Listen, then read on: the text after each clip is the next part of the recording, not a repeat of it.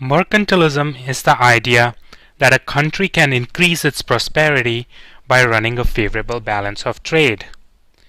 It is an idea that greatly influenced the conduct of trade policy by European countries from the 16th through the 18th century.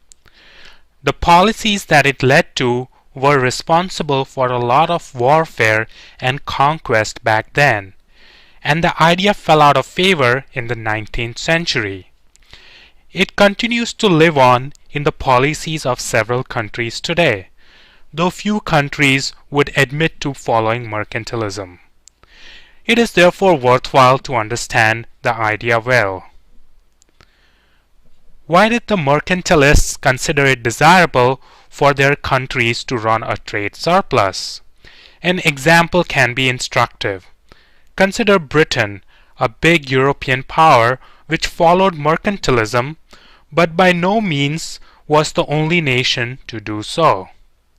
Let's say it imported a certain quantity of raw materials from the rest of the world, say raw materials worth £1 million.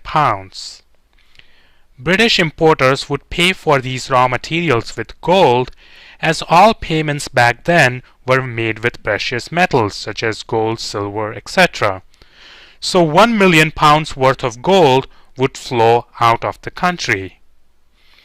The British factory owners would add value to the raw materials by turning them into manufactured goods, say worth £3 million, which would then be exported, leading to an inflow of gold worth £3 million into the country.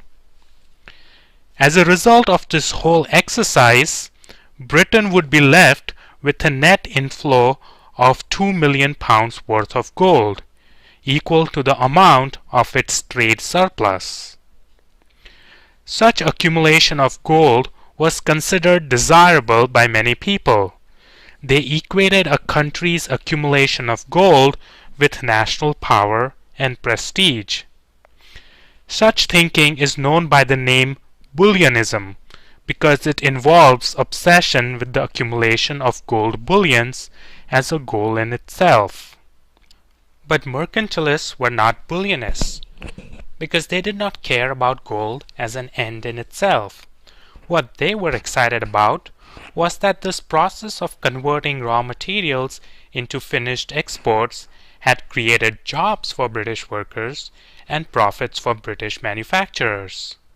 They were further excited about the prospect that this newly accumulated gold would be spent in the country, creating even more jobs and more profits, due to what in economics we call the multiplier effect. Sounds great and simple. Run a trade surplus and create national prosperity.